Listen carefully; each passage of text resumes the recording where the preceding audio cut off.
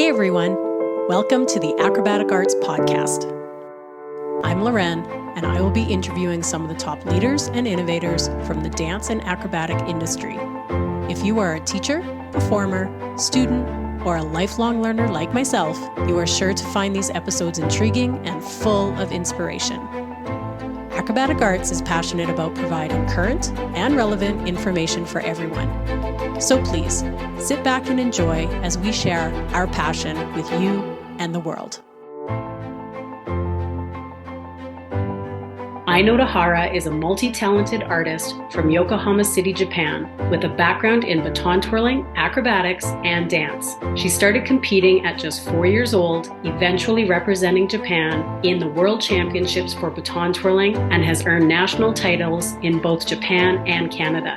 Ai now dances professionally in New York with numerous and impressive credits to her name, and has performed in Cirque Du Soleil's Ka. In addition to performing, Ai teaches twirling, acrobatics, and dance in Japan, the USA, and Canada. She is certified in the Acrobatic Arts preschool program, as well as being a certified Module 1 teacher. In 2022, Ai officially launched Acrobatic Arts in Japan.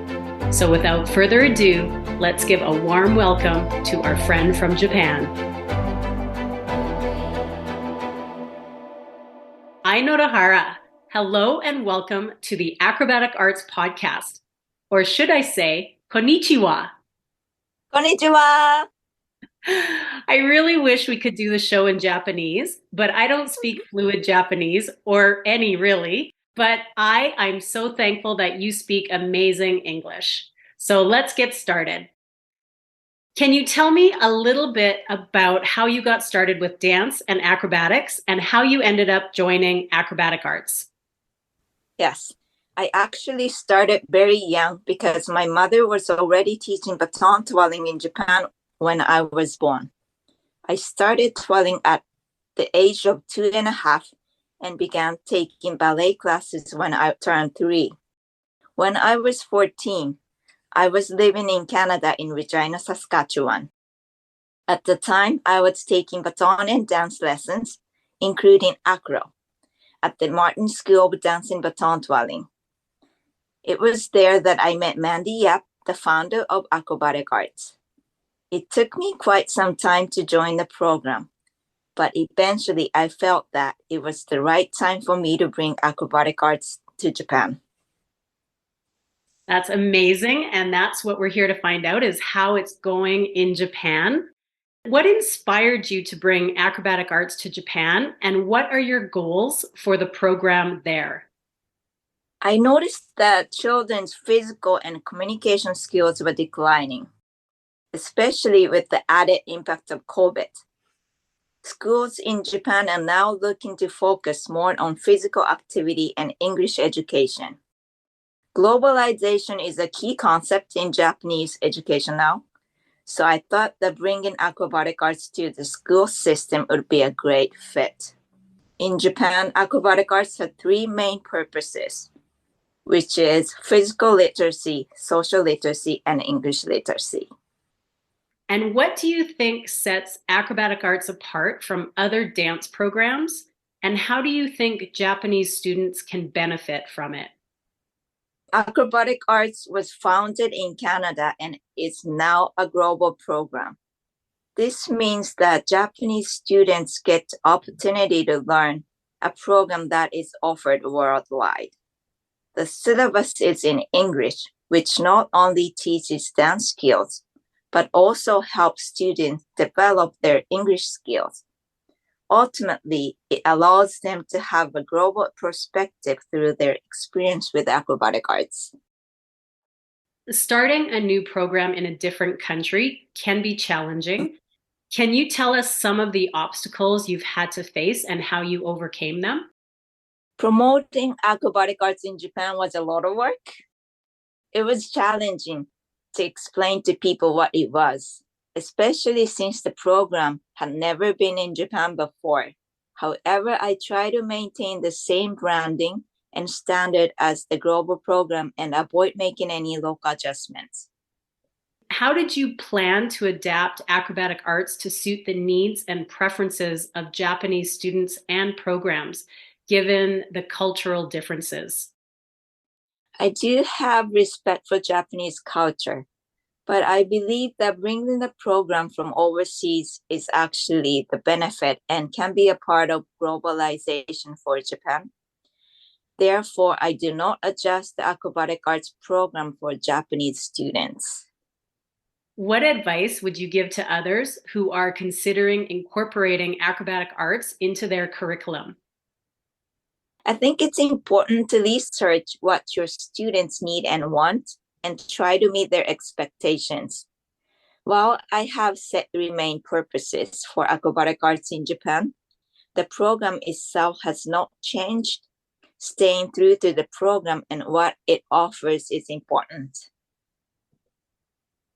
And could you share some inspiring stories about Japanese students who have trained with acrobatic arts and have achieved success? Yes. Well, we have only been operating acrobatic arts in Japan since 2022. We recently had a year-end recital for kindergarten students. I received many compliments from parents and the principal of kindergarten. Then children were motivated to participate in the physical activities and they enjoyed expressing themselves by showing off the skills they had learned through dance. The principal believes that the program helped students develop physical activity skills and expression and performance skills. So, overall, the training that you're doing with acrobatic arts in Japan sounds like it is a success. Yes, it's going very well. That is so great to hear, I. And we do have a little bit more time. So, All right. maybe could you explain the different places that you teach the acrobatic arts syllabus? Yes. I started teaching at kindergarten for age 4 years old and 5 years old. So two classes there. I teach weekly. Mm-hmm. And this year, getting into second year for acrobatic arts in Japan, I started teaching for gymnastics club in the school system in elementary school. That goes for a year. And also I started opening up the studio in two locations in Tokyo. So that will be it. But also when I get over to teach some like workshops or like just one class, like tryout, just one tryout for the school, like stuff like that. Yeah. If I get over, I do that as well. Okay. I think you said that's it, but that's a lot. That's three different. Yes. I, Yes. you must be busy. Yes, I teach acrobatic arts every day now. Right. And because you're teaching it during school and then you're teaching it Yes. after school and then you teach it in the Yeah. studios. Yeah. Yeah. So that's a lot. That's a lot. Correct me if I'm wrong, but Mhm. it's my understanding that the studios run a little different than maybe in North America, but the studios really Mhm. specialize in one genre. Is that true? Yes, you're right. Yes. Like in Canada, US, or the other countries, the acrobatic arts in the like dance studio. It's a part of dance studio, right? Right. Mostly. Yeah. But here, the studio only offer acrobatic arts. Right. And do the other studios like only offer ballet or jazz? Yes, yes. Yeah. Sorry, I was just talking about my studio, but I mean the other studio, like people who wants to take ballet, they go to ballet school, Studio. and who wants to do cheerleading, go to cheerleading school. Like it's all separate in Right. Japan. Yeah, Yes. I think that's really interesting and I do think that's maybe one of the cultural differences. I really enjoy the fact that you're Mhm. also teaching your dancers English at the same time. Mhm. And I'm Uh, sure some of their parents really like that as well. yes, yes. That's a big part of it actually. And reason I wanted to promote acrobatic arts to schools that was the reason. The schools are looking for focus on more the English education, and the globalization is the biggest key actually.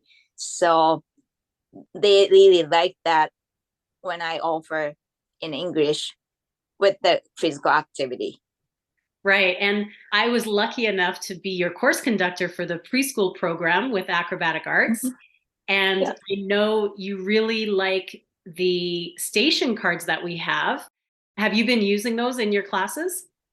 Oh, yes, every time. And do your dancers like them? They love them. And it's actually that's the best tool actually for kindergarten students, because the pictures, it's very like, they see it and they see the English as well. Mm-hmm. So I think that's the best tool for kids to learn the term in English. Right. Well, I'm glad that we could provide that for you with Acrobatic Arts. And I'm so happy that you are a part of our Acrobatic Arts family. Thank you. You're welcome. We wish you all the best, Ai, and sayonara. Sayonara. Sayonara. Thank you so much for having me, and thank you so much for big support always from Acrobatic Arts. It's so exciting that Acrobatic Arts is being taught in Japan. Don't miss out on teaching this incredible syllabus in your country. Visit acrobaticarts.com and find the perfect course or workshop to take your training to the next level. Thanks for listening, everyone, and have a great day.